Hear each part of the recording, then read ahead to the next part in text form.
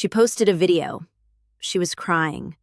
And what she said, the words her daughter said publicly about her missing mother, landed differently than anything this case has produced before. Savannah Guthrie, a nationally recognized presence in American homes for years, has been living the private devastation of a missing parent in a public space. On day 88 of the investigation into her mother Nancy's disappearance, she posted a new video in the search for answers.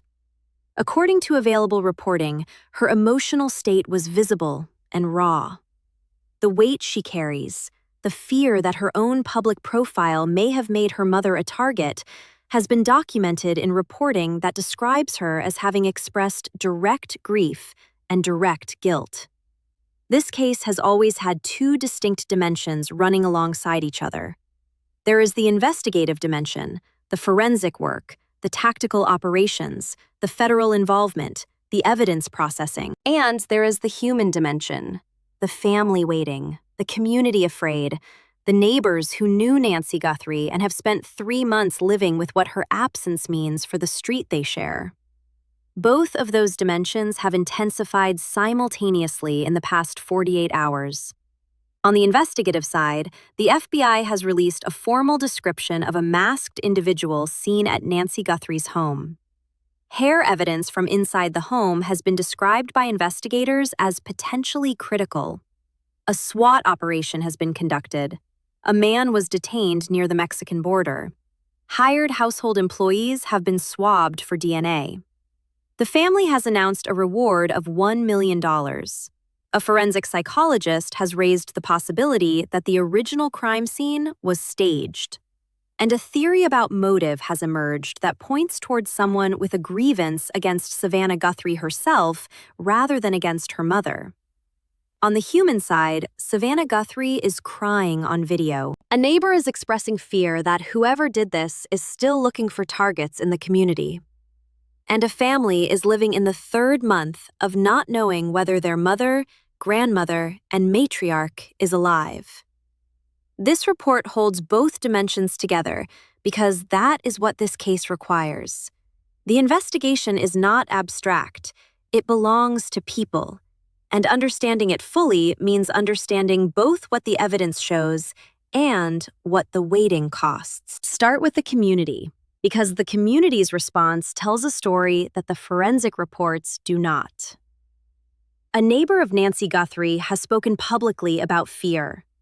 According to available reporting, that neighbor expressed concern not just about Nancy's disappearance, but about what it implies for everyone else in the area. The specific concern, as reported, was that whoever took her is still present and still capable, and that the absence of resolution means the threat has not been removed. The phrase used in reporting described a fear that the person responsible may now be looking for other people who are, in a phrase that cuts to the heart of what unsolved community crimes create, easy targets. That fear is not irrational. It is the natural response of a community that has watched a vulnerable person disappear from familiar surroundings without an arrest being made, without a definitive explanation, and without the restoration of a sense of safety that only accountability produces. When a crime goes unresolved in a community, the community lives with its unresolved aftermath. Every person who knew Nancy Guthrie, or who knew where she lived, or who simply lives in the area, carries a version of the same unease. The neighbor's public expression of that fear serves a function beyond personal testimony. It applies a specific kind of pressure to an investigation. Community fear, voiced publicly, creates an urgency that forensic processes do not generate on their own. It reminds everyone connected to the investigation, from the investigating agents to the elected officials overseeing the department, that the clock is not running in a vacuum. Real people are living with this. Savannah Guthrie's grief is the most public expression of the human cost. Her new video, according to available reporting, was described as heartbreaking by those covering it. Her reported words, a direct expression of sorrow toward her missing mother, placed her emotional state unambiguously on the public record. And her fear, as separately reported, extends beyond grief into a specific kind of guilt. The concern that being a nationally recognized figure put her mother in the position of being a target. That fear, whether or not it turns out to be factually accurate, is real in the experience of living with it. Theories circulating in available reporting have suggested that the abduction may have been motivated by a desire to harm or pressure Savannah Guthrie through the targeting of someone she loves. If investigators are taking that theory seriously, it means Savannah Guthrie's public role is itself a component of the investigation. It means her grief may be tangled, in the most painful possible way, with her professional identity. A bandmate of Nancy Guthrie's son-in-law has also entered the public narrative, according to available reporting. That individual described the impact of public accusations on someone in his social circle, noting that when a person is accused without confirmation, the mob response does not wait for facts. His home was surrounded, according to the reporting. Crowds form around suspicion. Real damage follows. That testimony is a reminder that the public pressure this case generates does not flow only toward investigators. It flows toward individuals who may or may not have any connection to what happened. The investigation must move at the pace that evidence supports. The community and the family experience time differently. The FBI's public release of a suspect description is a communication choice. And communication choices in active investigations are never accidental. When federal investigators release a suspect description to the public, they are doing several things simultaneously. They are informing. They are inviting tips. They are signaling to anyone who may have seen the described individual that their information is needed.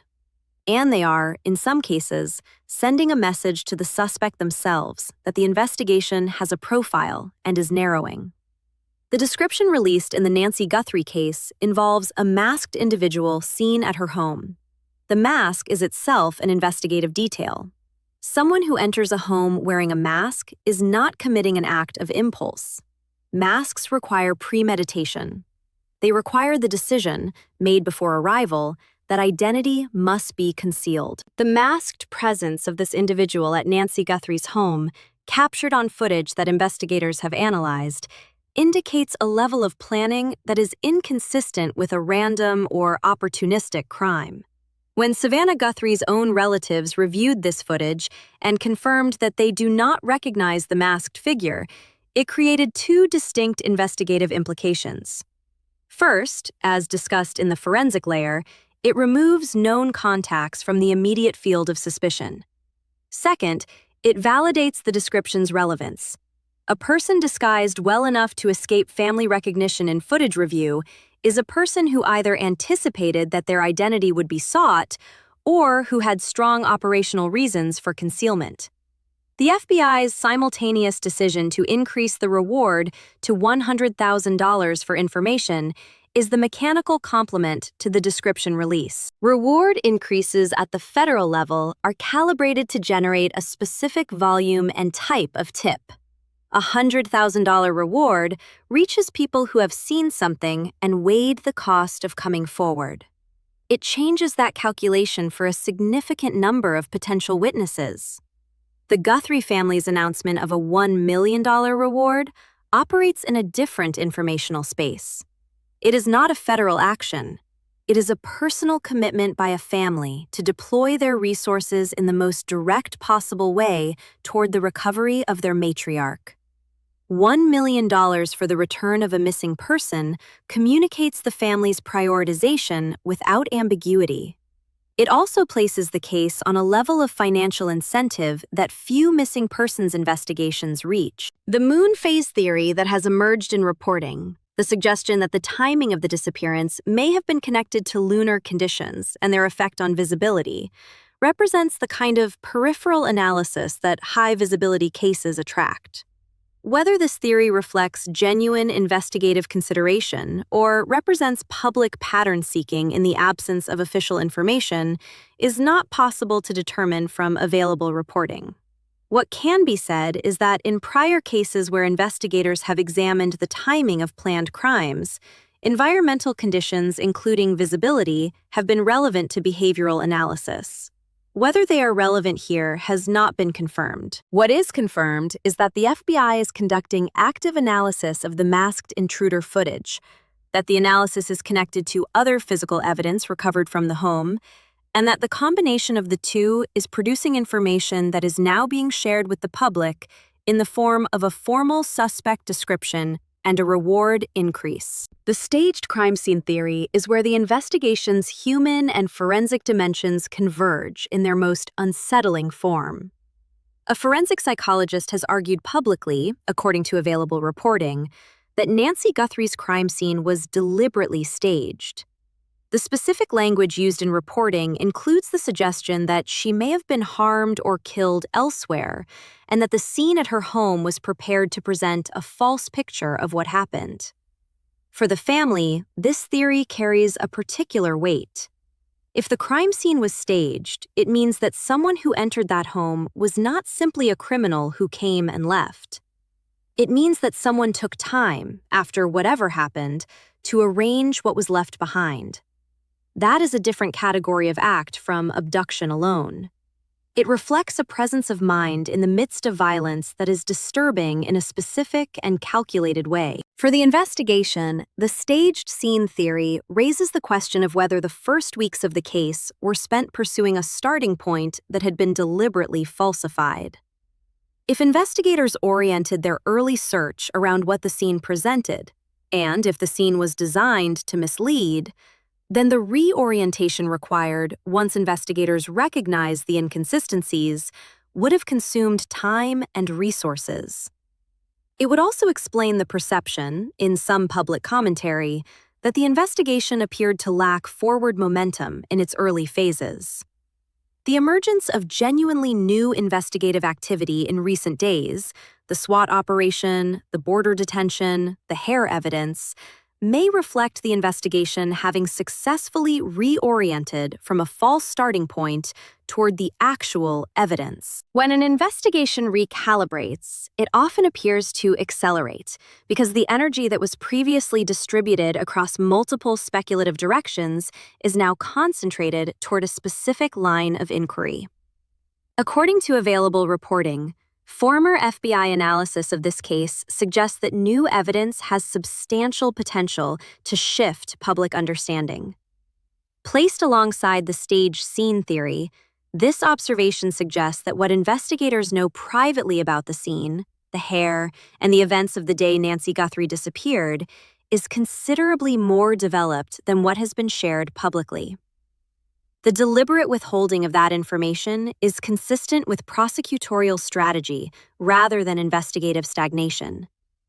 The new message from the Pima County Sheriff's Departments and the resurfacing of the sheriff's past controversies represent the institutional pressure layer of this case continuing to operate alongside the investigative layer. Elected officials in a jurisdiction carry accountability that investigators do not face in the same direct way. A sheriff whose department is conducting a nationally watched investigation against a backdrop of prior controversies now being re-examined faces a specific kind of institutional pressure that is distinct from the forensic challenges of the case itself. How that pressure affects the investigation's conduct is something that outside observers can assess only indirectly. What can be assessed is that the investigation has produced visible operational output in recent days, despite the institutional scrutiny surrounding it. If you have been following Nancy Guthrie's case from the beginning, this moment deserves your attention more than any prior development. The threads are connecting. Subscribe to make sure you are here when the next significant piece of this story lands. 3 months ago, Nancy Guthrie was in her home in Tucson. Today, no one outside the investigation knows exactly what happened there. But what today looks like, compared to any previous point in this investigation, is different in a way that matters. The investigation that has been building for 88 days has now produced a masked suspect described officially by federal investigators. It has produced hair evidence from inside her home that investigators themselves describe as potentially critical. It has produced a SWAT operation, a border detention, a $1 million family reward, a formal challenge to the accuracy of the original crime scene, and a theory about motive that places Savannah Guthrie's public identity at the center of why her mother was chosen as a target. These are not the outputs of an investigation that has lost its way. They are the outputs of an investigation that has been building, carefully and methodically, toward a specific point. Savannah Guthrie has expressed her grief on video. Her daughter's pain is real. The neighbor who expressed fear about easy targets is afraid. That fear is grounded. The family has committed $1 million because that is what it costs to sustain hope through 3 months of uncertainty. The FBI has released a formal description because they have evidence they want the public to help them complete. All of that is happening simultaneously, and it is happening at a pace that suggests the investigation has crossed from the building phase into something closer to the arriving phase. What remains unknown is the identity of the masked individual. What remains unconfirmed is the outcome of the SWAT operation. What remains unresolved is the question of the border-detained man and what his proximity to the border means for where Nancy Guthrie may be. What remains to be confirmed is whether the hair evidence produces the match investigators believe it might. Those are the outstanding questions. They are also, in their specific form, the most actionable questions this investigation has asked. The open-ended early stage, when the questions were vast and the evidence was limited, has given way to a narrower set of questions that the current evidence is positioned to answer. The community is afraid. The family is grieving and fighting simultaneously. The investigation is moving, and Nancy Guthrie has been waiting, somewhere, for 88 days. Wherever she is, and whatever the truth of what happened turns out to be, the investigation now has more of the pieces than it has ever had before. It has a face to describe, even if that face was masked. It has biological evidence to compare. It has a location it raided, and a man it detained, and a scene it now suspects may not have told the truth about what it contained. The next development in this case will be significant. That is not a prediction made loosely. It is the conclusion that follows from watching an investigation reach this level of concentrated, visible activity at this stage of its timeline. Nancy Guthrie has not been found. The answers her family needs have not arrived. But the investigation that is looking for both is closer to having them than it has been at any prior point in this case. That is not comfort, but it is something.